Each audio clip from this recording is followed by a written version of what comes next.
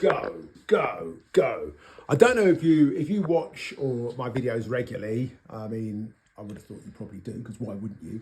Like a couple of weeks ago, I did a little run through of the various versions of Bougie Bougie. So I thought, why not do that again? Exactly the same song, same versions.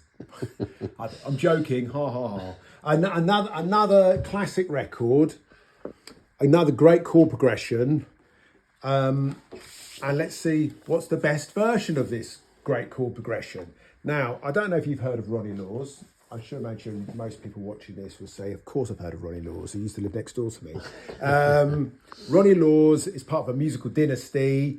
He's a sax player. He's got a brother, Hubert Laws, who's a flautist, who Chicago theme, great track called Family, which was a big sort of groove track as well as being big as a new release. Got a couple of sisters, Eloise Laws, Deborah Laws, did an amazing jazz funk track on my own. Only recorded one album. It's a shame because she's got a lovely voice. So Ronny wrote one of the classic jazz funk songs of all time. He wrote it, and this is it, On the Wrong Speed.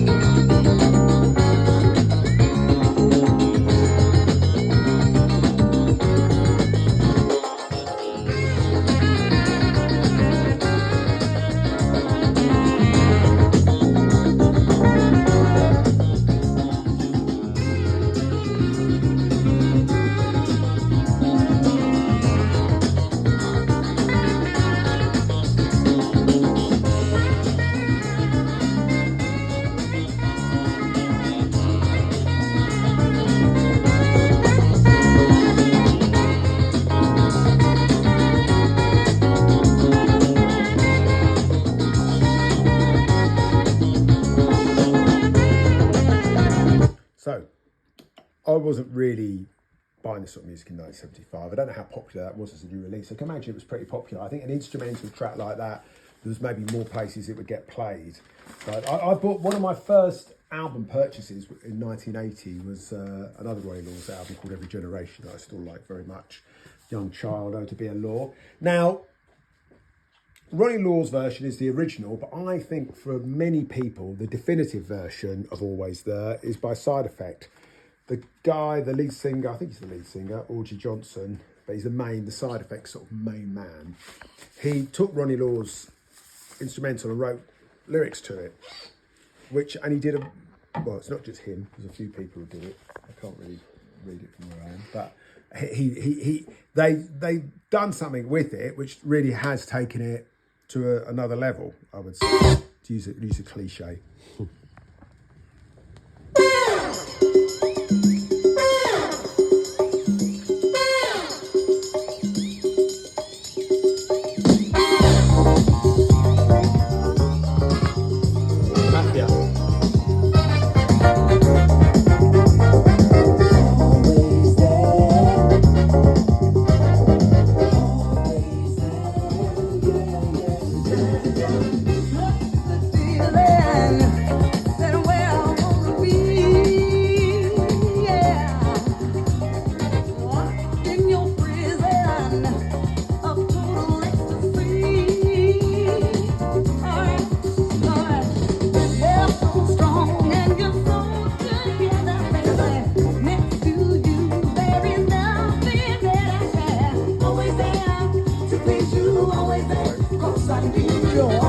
So they've done something where they've put words to an instrumental in a way that doesn't sound contrived, doesn't sound forced.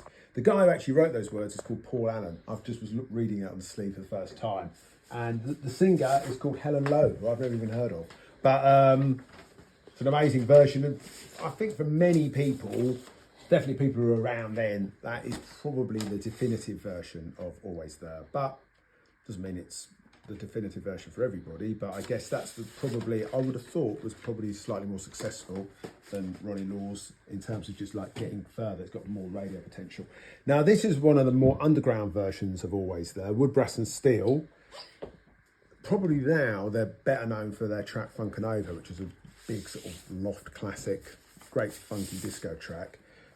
Wood, Brass and Steel, a lot of the people in the band, like Bernard Skip MacDonald, Doug Wimbush, they ended up in the Sugar Hill backing band. So they're the people who played on Rapper's Delight, lots of Grandmaster Flash records.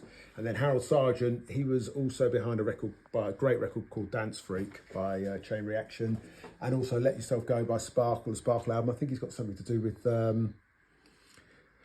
what's it called? It's gone out of my head, but it'll come to me whilst we play their version of Always There. It's kind of more similar to the Ronny Laws version, but with a straighter beat.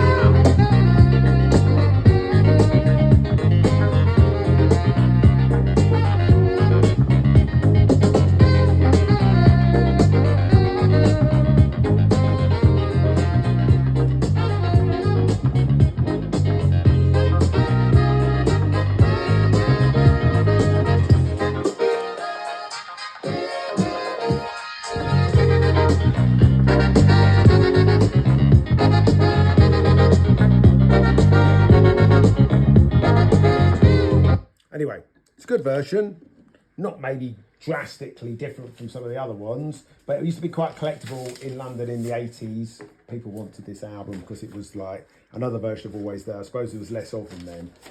So let's put that there. Now this is the first version of Always There I heard and bought. Willie Bobo, hell of an act to follow. And people used to say that to me quite a lot, you know, still do. But more when I was working as a stripper. The other strippers said, God, I don't want to go on after him. Can't follow that. So Willie Bobo's a percussionist. I remember seeing him on BBC Two. They used to have a Jazz from Montreux sort of not every week, for a couple of weeks. They put some of the best of the Montreux Jazz Festival on, and Willie Bobo was on that. And I remember liking his music. I don't think he played Always There. I'm not sure. I'd like to see what he played, actually, because I was only about 14 at the time, but I liked it, and this is the version.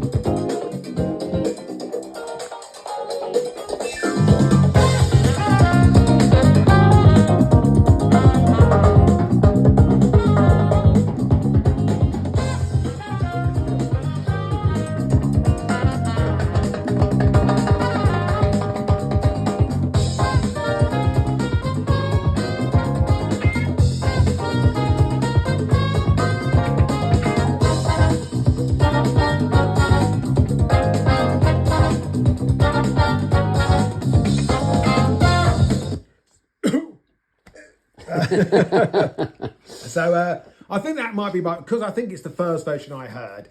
That will always have a sort of special place in my heart, and I do like that version. It's a bit more up tempo, percussive. I think it's got something about it. And there's also, as well as the album version, which is that I prefer, there's also this 12-inch promo 12-inch only mix, which was super collectible, especially the mono version. There it is on the other side in stereo. I've often thought about doing an edit between the stereo version into the mono version and back into the stereo version. Just the way they used to do it. I think maybe for radio. Right. They used to have a mono and stereo version back to back. Weird. Yeah. It's crazy, man. It's so mad. What were they doing in the 70s? But yeah, I found this. This used to be gold dust. I'd heard it written about.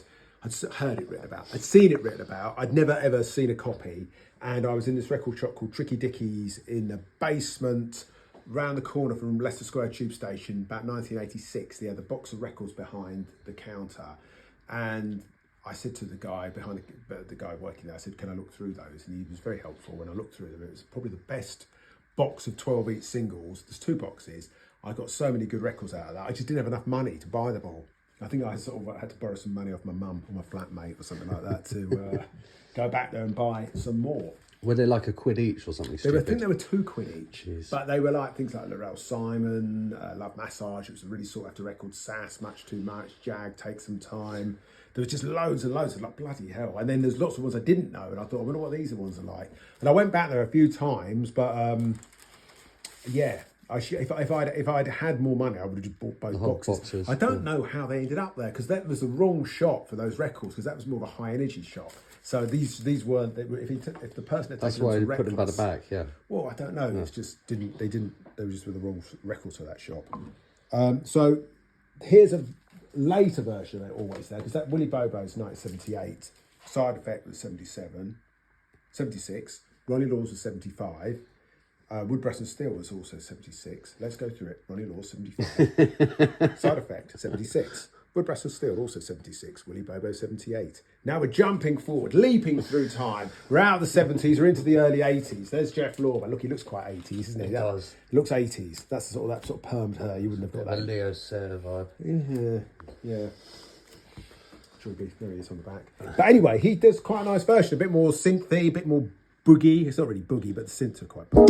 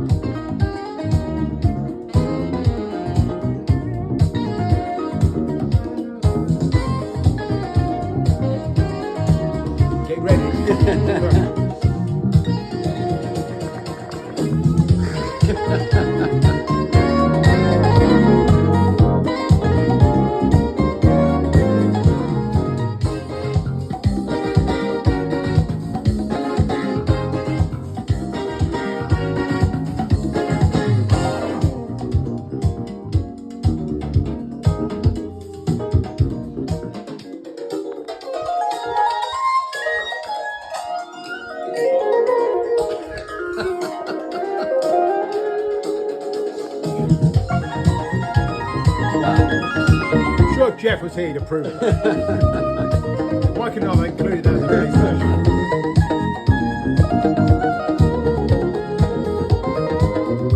Anyway, so 1982, slightly more electronic. The thing is back in that point in time, more sort of instrumentals, in the UK anyway, more instrumental tracks like that were played as part of a night's musical programme.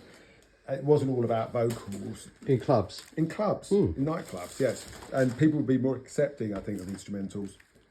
I suppose there's a lot of instrumentals being played now.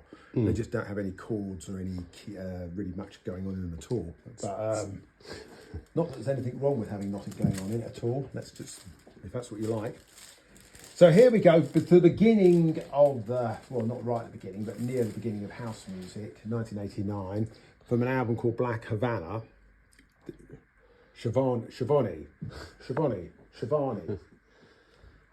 Always there. Schiavone. Yeah.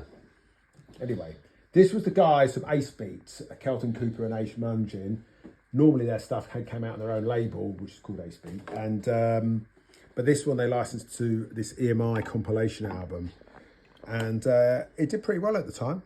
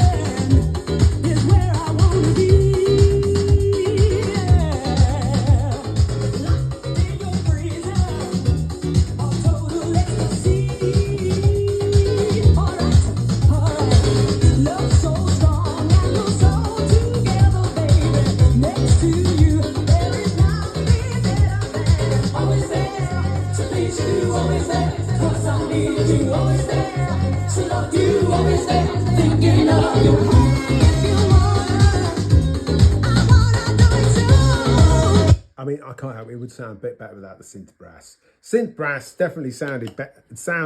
Didn't sound as crap as it sounds now when it was kind of like a new thing. It was a new thing, synth brass. I don't think it ever sounded great, but when there's a lot of it, it's quite loud. But anyway, the Giovanni version has got an a cappella on the B-side. It got sampled a lot. Is where I want to be. Yeah. Locked in your prison of total ecstasy. All right.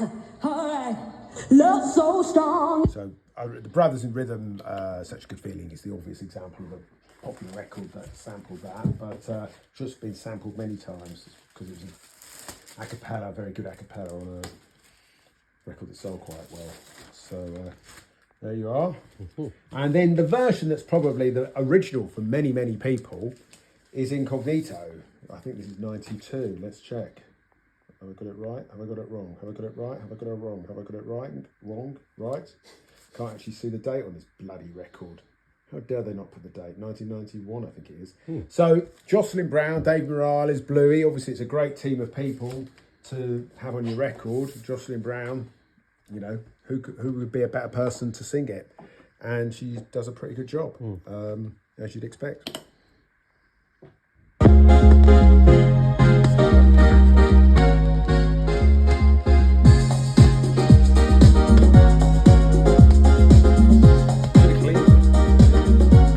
Was it meant to be near mint? PG plus.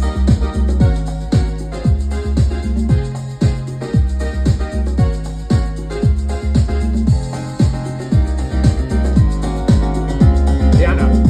Very good. You like piano? Always there to please you. Always there when I need you. Always there to love you. Always there thinking of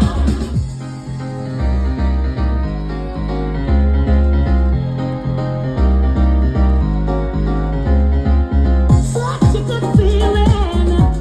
That's where I wanna be. Yeah. Locked in your prison of total ecstasy. So anyway, you've heard this one before. It's a good version. So what's the best version of Always There? Is there an answer? You know, is it Ronny Laws? Is it Side Effect? Is it Wood, Brass and Steel? Is it Willie Bobo? Is it the Promo 12-inch Willie Bobo? Is it Jeff Lorber? Is it Giovanni? Is it Incognito? It doesn't matter which one you think is the best, but feel free to chip in the comments and I'll make sure I answer you and berate you for choosing the wrong one, because, you know, there is actually an answer which is right. And there's 6 answers that are wrong. So anyway, I'm joking. You know, I don't know even what my favourite is. I'd maybe say Willie Bobo, but I think that's partly to do with the fact that I got that one first. So that's and I do like the percussion on it and the fact it's quite fast. But, you know. You didn't get Willie Bobo first. Did I not? Oh, maybe you did. You said it was the other one you got first. What's the other one? All right, okay, I'll shut up. Carry on, David. Shooting in with something. I mean, how would you know which one I got first? True. I mean, really? Yeah. I mean, there's some things worth arguing about, but that's really not one of them, is it? What colour underpants am I wearing? Anyway, thank you for watching. Bye-bye.